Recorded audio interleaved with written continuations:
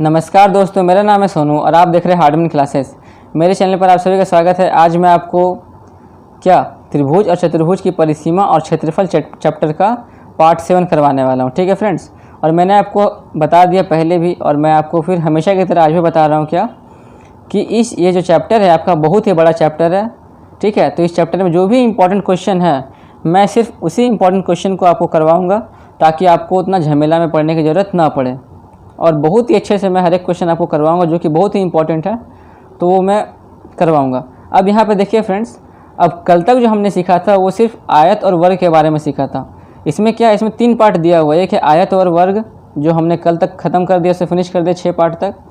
फिर second number part में हमारे ये त्रिभुज आता है, और चौथा नंबर पार्ट में क्या आता है, तो थर्ड नंबर पार्ट में हमारे ये आता है चतुर्भुज आता है। ठीक है, यानी कि आयत वर्ग वाला पार्ट हो गया हम लोगों का। अब त्रिभुज का पार्ट चल रहा है 3rd नंबर, उसके बाद फिर क्या चलेगा, चतुर्भुज चलेगा। तो चतुर्भुज का तो क्वेश्चन उतना इंपॉर्टेंट नहीं है फ्रेंड्स, बट फिर भी अगर हम देखते हैं कि अगर कुछ इंपॉर्टेंट रहता है तो फिर हम आपको वो भी करवाएंगे, और अगर इंपॉर्टेंट नहीं रहता है तो हम नहीं करवाएंगे। ठीक है, तो आज से हमारे त्रिभुज का सेशन चालू हो रहा है। अब ये भी शायद 2 से 3 पार्ट इसका भी होगा या 4 पार्ट इसका भी है।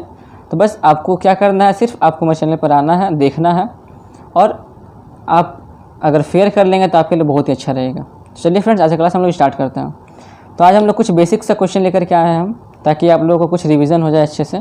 देखिए, हमारा पहला नंबर क्वेश्चन ये है कि किसी समबाहु त्रिभुज की परिसीमा 48 सेंटीमीटर हो तो इसका क्षेत्रफल, देख लीजिए ना कि किसी समबाहु त्रिभुज की परिसीमा 48 सेंटीमीटर हो तो इसका क्षेत्रफल ज्ञात करें। यही बोला गया आपको सवाल में कि जब ऐसा हो तो इसका क्षेत्रफल ज्ञात करें। सिंपल सी बात है। तो अब इसका देखिए, ये परिसीमा दिया हुआ है।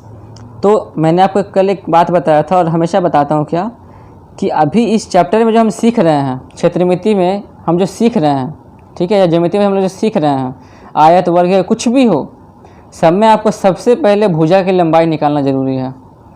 क्योंकि जैसे आपका भुजा निकल गया तो आप वहाँ से कुछ भी निकाल सकते हैं।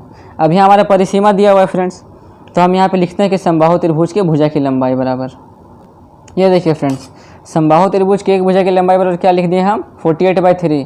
अब ये 3 कहाँ से आया, मैं आपको पता है कि समबाहु त्रिभुज का परिसीमा क्या होता है, परिसीमा का फॉर्मूला होता है 3 गुना भुजा। आपको पता ही होगा कि ये समबाहु त्रिभुज है, और परिसीमा मतलब क्या है कि तीनों तरफ से जो घेरा हुआ रहता है, बस उसे ही कहते हैं। तो 1 2 3 तीनों से ये घेरा हुआ, तो इसलिए 3 ये है ना, 3 गुना भुजा होता है, परिसीमा बराबर।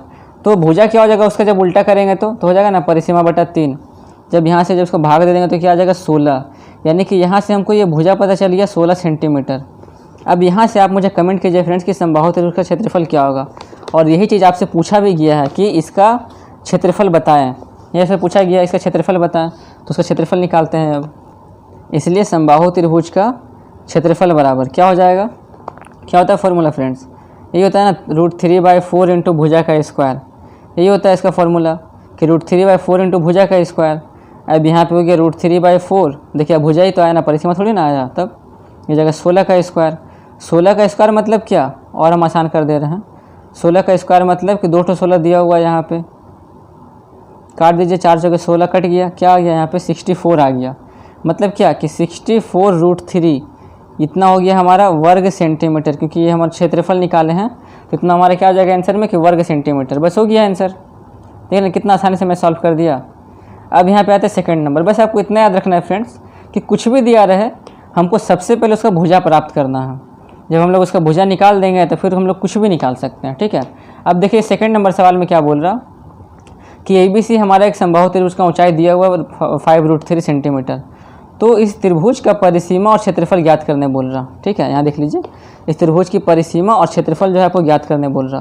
तो ये भी कैसे निकलेगा, अब इसका हमको ये ऊंचाई दे दिया गया है, तो एक फार्मूला मैंने आपको बताया था कि समबाहु त्रिभुज का ऊंचाई का एक फार्मूला होता है। क्या होता है, √3/2 इंटू भुजा, यही होता है ना। तो वहाँ से हम लोग इसका भुजा की लंबाई निकाल लेंगे। ठीक है, तो यहाँ देखिए समबाहु त्रिभुज की ये ऊंचाई हो गया, तो ऊंचाई का फार्मूला क्या होता है, तो यही होता है ना, √3/2 इंटू भुजा होता है, यही होता है। अब जब हमको यहाँ पे जब भुजा निकालेंगे, और देखिए हमको सिर्फ ऊंचाई पता है, जब ऊंचाई पता है और यहाँ से ये दिया हुआ है तो हमको क्या निकल जाएगा, मेरा आराम से यहाँ पे भुजा निकल जाएगा। तो एक भुजा की लंबाई क्या हो जाएगा, ये पलट जाएगा मेरा, ये इधर आ जाएगा, तो 2/√3, और यहाँ पे क्या आ जाएगा, ऊंचाई आ जाएगा। तो ऊंचाई हमारा कितना दिया है, 5√3 दिया हुआ है। अब यहाँ से देखिए √3 कट गया, क्या आ गया आंसर 10, यानी कि 10 सेंटीमीटर हमारा क्या हो गया, इसका भुजा की लंबाई हो गया। अब इसका परिसीमा नहीं निकालेंगे क्या, तो समबाहु त्रिभुज की परिसीमा बराबर, यहाँ लिखेंगे समबाहु त्रिभुज की परिसीमा बराबर। और समबाहु त्रिभुज का परिसीमा का फॉर्मूला क्या होता है फ्रेंड्स, आपको मैंने बताया था, याद कीजिए। समबाहु त्रिभुज का परिसीमा का फॉर्मूला क्या होता है, तो 3 गुना भुजा या 3a इसको कह सकते हैं, तो यही होता है ना। तो यहाँ पे क्या हो जाएगा 3 × 10 यानी कि 30 सेंटीमीटर हमारा क्या हो जाएगा, इसका परिसीमा हो गया। और हमको इसका क्षेत्रफल भी निकालने के लिए बोला गया था। क्षेत्रफल क्या होता है, तो क्षेत्रफल होता है √3/4 इंटू भुजा का स्क्वायर, ये तो आपको पता ही होगा। तो बस यहाँ पे कर देते हैं √3/4 इंटू 10 गुना 10।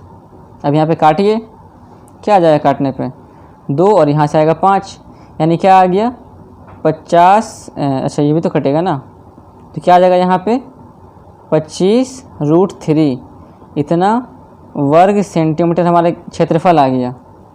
ठीक है, आई होप कि आपको ये दोनों क्वेश्चन अच्छे से समझ में आ गए होंगे। अब चलते हैं क्या हम लोग आज के 3rd नंबर सवाल की तरफ। तो ये देखिए हमारा 3rd नंबर सवाल है। यहाँ पर ये बोला जा रहा है कि ABC एक समद्विबाहु त्रिभुज के समान भुजाओं के प्रत्येक भुजा की लंबाई जो यहाँ दे दिया गया 10 सेंटीमीटर और आधार की भुजा की लंबाई दे दिया गया 4 सेंटीमीटर है। इसका क्षेत्रफल निकालने बोल रहा है, ये भी बहुत आसान है फ्रेंड्स। यहाँ देखिए क्या है, यहाँ पे कौन सा त्रिभुज है, यहाँ पे समद्विबाहु त्रिभुज है। तो समद्विबाहु त्रिभुज में क्या होता है, जिसका 2 भुजा बराबर होता है और 1 भुजा बराबर नहीं होता है। तो वही देखिए यहाँ पे बोल दिया है कि समान भुजा के प्रत्येक की लंबाई, मतलब जिसका दोनों भुजा बराबर है तो उस दोनों भुजा का माप कितना है, तो वो है 10-10 सेंटीमीटर। और जिसका जो आधार है, जिसका जो तीसरा नंबर भुजा है वो भुजा कितना है, तो वो 4 सेंटीमीटर है। क्षेत्रफल निकालने बोल रहा। तो आप हमको बताइए फ्रेंड्स कि इसका क्षेत्रफल का फॉर्मूला क्या होता है, आप लोग थोड़ा याद कीजिए क्या होता है, मैं तो बताऊँगा ही। तो इसका देखिए क्षेत्रफल का यहाँ पे आपको लिखना पड़ेगा कि समद्विबाहु त्रिभुज के क्षेत्रफल बराबर। तो इसका क्षेत्रफल का फॉर्मूला होता है क्या 1/2 इंटू ए, कुछ याद आया 1/2 इंटू ए, फिर b² माइनस, फिर माइनस के बाद क्या हो जाएगा a/2 का होल स्क्वायर, यही होता है ना फॉर्मूला। तब अब देखिए यहाँ पे मान बैठा देते तो इतना हाफ हो गया, यहाँ पे 4 हो जाएगा, ये मतलब ये हो गया आधार। फिर अब यहाँ से ये हो गया b यानी कि समान भुजा की लंबाई कितना 10 दिया हुआ है, तो ये हमारा हो जाएगा यहाँ पे 10 का स्क्वायर। यहाँ क्या हो जाएगा, तो ये हो जाएगा हमारे क्या 4 और बटा में हो जाएगा 2 का स्क्वायर। तो ये कितना हो जाएगा 2 दूना 4 हो गया। तो अब इसको जब सॉल्व करेंगे तो ये क्या हो जाएगा, यहाँ से भी देखिए कट के हमारा 2 आ गया। तब ये क्या हो जाएगा, यहाँ पे 2 हो गया बाहर में हमारा, और ब्रैकेट में क्या हो गया, तो ये हो गया 100। और यहाँ पे जब 2 का स्क्वायर यानी 4, 2 का स्क्वायर क्या 4 ही होता है ना, तो यहाँ पे 4 बैठा देंगे। फिर क्या हो जाएगा ये, तो यहाँ पे 96। अब 96 का हमारा क्या होता है, तो जब नहीं पता है तो हम लोग तोड़ देते हैं इस हिसाब से। तो क्या हो जाएगा, ये तो 2 बाहर में रहेगा हमारा, ये क्या हो जाएगा 4 चौके 16 और 16 छके 96, मतलब यहाँ पे सिर्फ हमारा एक 4 निकलेगा, तो क्या हो जाएगा बाहर में 8√6, यानी 8√6 वर्ग सेंटीमीटर, जो कि हम लोग को सिर्फ क्षेत्रफल बोला था। तो ये हो जाएगा आंसर। देखना कितना आसानी से बन गया, सिर्फ इसमें आपको क्षेत्रफल निकालने बोला था। ठीक है फ्रेंड्स, अब चलते हैं आज एक और 4था नंबर क्वेश्चन है आज का, जो थोड़ा सा बड़ा है, उसमें आपको थोड़ा सा समझने की ज़रूरत पड़ेगा, जो कि बहुत ही ईजी है बट थोड़ा सा आपको समझना होगा उसमें। चलिए अब मैं आपको वो बताता हूँ। देखिए ये हमारा आज का 4था नंबर सवाल है, ये बहुत ही इंपॉर्टेंट सवाल है फ्रेंड्स, इसलिए मैंने इस सवाल को लिया है। ठीक है, देखिए इस सवाल में बोल क्या रहा है, पहले मैं आपको समझा देना चाहता हूँ। इस सवाल में बोल रहा है कि किसी समद्विबाहु त्रिभुज का, यानी जो भी आप बनाए समद्विबाहु त्रिभुज, उसी का बात हो रहा है, जिसका 2 भुजा क्या होता है बराबर होता है और 1 भुजा अलग होता है, जिसे हम लोग क्या कहते हैं आधार कहते हैं। इस सवाल में ये बोल रहा है कि समद्विबाहु त्रिभुज की परिसीमा कितना दिया है, तो 544 सेंटीमीटर, और समान भुजाओं में से देख लीजिए क्या है कि समान भुजाओं में से प्रत्येक भुजा की लंबाई, प्रत्येक भुजा की जो लंबाई है वो क्या है, आधार भुजा की लंबाई का 5/6 भाग है। तो अगर हम मान लेते हैं इसका कि आधार की लंबाई अगर x है, तो इसका प्रत्येक भुजा की लंबाई क्या हो जाएगा 5x/6, क्योंकि उसका 5/6 भाग है। तो पूछ रहा है कि इस त्रिभुज का क्षेत्रफल क्या होगा, समझ में आया कुछ। तो यही बोला जा रहा है कि इसका जो प्रत्येक भुजा का लंबाई है वो क्या है, वो आधार का लंबाई का क्या है 5/6 हिस्सा है। तो हम लोग इस आधार को अगर x मान लेते हैं तो ये क्या हो जाएगा, इसमें हम लोग क्या हो जाएगा x का 5/6 कर देंगे, यानी x × 5/6 कर देंगे, तो ये हमारा इसका प्रत्येक भुजा की लंबाई निकल जाएगा। और वहाँ से ये परिसीमा दे दिया गया है, तो समद्विबाहु त्रिभुज का परिसीमा का फॉर्मूला लिख देंगे। तो वहाँ पे सबको करने के बाद जो भी आएगा उसको हम लोग इसके साथ बराबर कर देंगे, तो वहाँ से हमको x प्राप्त हो जाएगा। और जैसे ही हमको x प्राप्त हो गया तो समझ लीजिए कि हमारा त्रिभुज का क्षेत्रफल निकल गया। ठीक है, तो अब देखिए इसको कैसे बनाते हैं, बहुत ही आसान है। तो सबसे पहले यहाँ पे मानना पड़ेगा कि इसके आधार की भुजा की लंबाई x, और उसके बाद फिर इसका जो बराबर भुजा की लंबाई है वो भी। तो अब मैं लिखता हूँ, ठीक है फ्रेंड्स, जब तक मैं अपने वीडियो को पॉज कर देता हूँ फिर मैं स्टार्ट करता हूँ, क्योंकि लिखने में भी थोड़ा टाइम लगता है, इसलिए मैं पहले लिख लेता हूँ फिर मैं अपने वीडियो को ऑन करता हूँ, ठीक है। ये देखिए फ्रेंड्स, मैंने लिख दिया। क्या है कि समद्विबाहु त्रिभुज के आधार की लंबाई क्या x सेंटीमीटर दे दिया गया है, मतलब मान लिया इसको। जब ये हमारा x हो गया तो सवाल में तो ये बोला ना उसका प्रत्येक भुजा की लंबाई क्या होगा, तो प्रत्येक भुजा की जो लंबाई होगा वो आधार की भुजा की लंबाई का क्या है 5/6 भाग है। यानी क्या कि इस x का 5/6 भाग, तो का मतलब गुना होता है, तो जब गुना हो जाएगा तो क्या हो जाएगा, ये हमारा 5x/6 क्या हो जाएगा, इतना सेंटीमीटर हमारा हो जाएगा कि इसका प्रत्येक भुजा की लंबाई है। अब सवाल में आपको दिखाई दे रहा होगा कि इसका परिसीमा इतना दिया हुआ है, तो क्यों ना हम लोग यहाँ से इसका परिसीमा निकाल सकते हैं। कैसे निकाल सकते हैं, क्योंकि देखिए इसका हमको आधार पता चल ही गया, इसका दोनों जो बाकी जो दो भुजा है जो जो हमेशा समान ही रहता है, यानी कि प्रत्येक भुजा की लंबाई जो हमेशा दो जो समान रहता है वो भी पता चल गया। तो हम लोग यहाँ से परिसीमा निकाल लेते हैं, और जब परिसीमा निकाल देंगे तो उस परिसीमा को इसके साथ बराबर कर देते हैं। तो सबसे अब यहाँ लिखते हैं क्या कि समद्विबाहु त्रिभुज की परिसीमा बराबर, परिसीमा क्या होता है, परिसीमा वही जैसे ये त्रिभुज जो बना हुआ है तो ये 3 जगह से बना हुआ ना, 1 2 3, तो इस तीनों का जो मान है तीनों को जोड़ देंगे, तो जिसमें हमारा ये जो 2 है वो क्या है, दोनों तो हमारा बराबर है, इसलिए क्या करना पड़ेगा, दोनों को जोड़ देना पड़ेगा एक जैसा ही। तो ये हो गया हमारा समान भुजा की लंबाई। अब एक हमारा ये आधार बच गया, तो ये हमारा आधार की लंबाई हो गया x। अब यहाँ पे आप जोड़ देते हैं हम लोग। अब जोड़ने के बाद जो भी आएगा उसको परिसीमा से बराबर कर देंगे, क्योंकि यहाँ भी हम लोग परिसीमा ही निकाले हैं। ये हो गया 6, यहाँ पे आ जाएगा 5x, यहाँ भी आ जाएगा 5x, और यहाँ पे 6x। अब ये क्या हो जाएगा, तो हो जाएगा 10 6 16x बटा में 6, यहाँ से कट जाएगा कि 2 3 6 हो गया और 2 8 16 हो गया, यानी कितना आ गया हमारा आंसर यहाँ पे 8x/3 सेंटीमीटर आ गया, हो गया।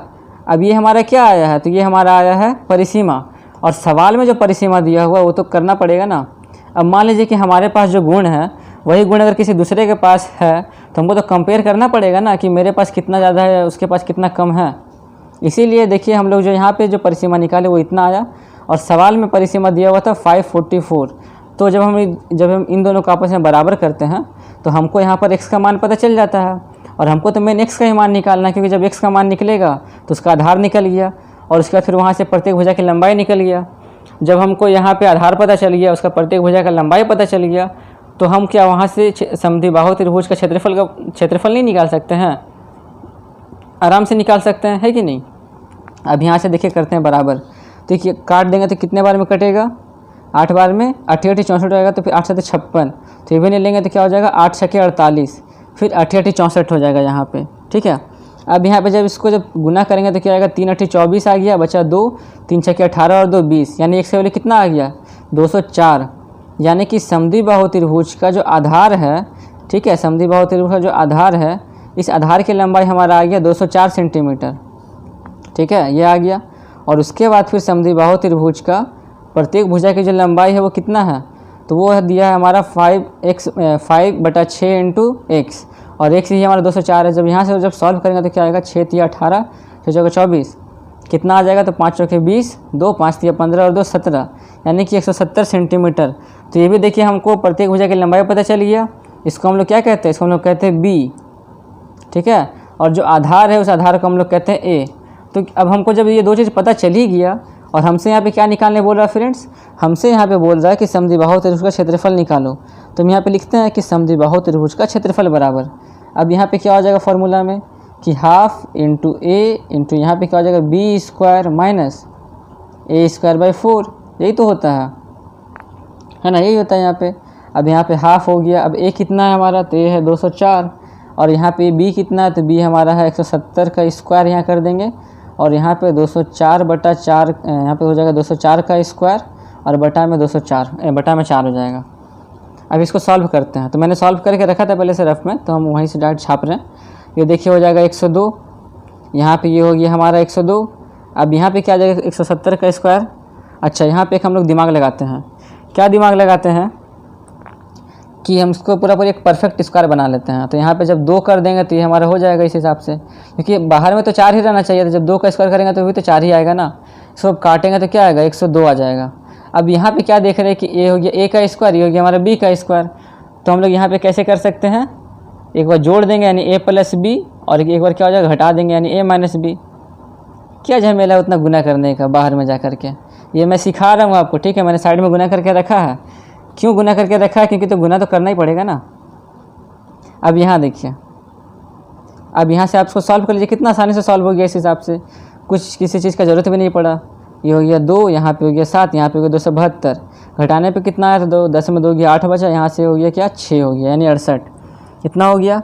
अब यहाँ पे जब इसका आप लसा पलेंगे, ये तो मैं आपको सिखा रहा हूँ इस हिसाब से, इसका जब हम लोग लसा पलेंगे तो क्या आ जाएगा, तो ये हमारा हो जाएगा यहाँ पे 4 × 68 और यहाँ पे हो गया 68। अब यहाँ से हमारा क्या बाहर निकलेगा, तो आप बताएंगे क्या फ्रेंड्स कि यहाँ से हमारा 68 का 68 बाहर निकलेगा, और ये जो 4 है इस 4 के बदले में क्या बाहर निकलेगा, तो 2 बाहर निकलेगा। अब इसको जब आप गुना कर देंगे ना, तो आपके सामने ये आंसर निकल कर के आ जाएगा कि 13,872 इतना वर्ग सेंटीमीटर। समझ रहे कितना आसानी से मैंने आपको बना करके दिखा दिया। मैंने क्या किया, सबसे पहले इसका आधार की भुजा की लंबाई मान लिए। अब उसने बोल दिया था कि जो उसका प्रत्येक भुजा की लंबाई है वो उसका आधार का 5/6 है, वो हमने करके दिखा दिया। परिसीमा का अगर बात करते हैं, इसका परिसीमा हम लोग इसलिए लिखे क्योंकि इसका परिसीमा दिया हुआ था। तो जब हम लोग x को लेकर चल रहे हैं, तो हम लोग जब बराबर कर देंगे वहाँ से परिसीमा निकाल करके, तो हमको x का मान पता चल गया।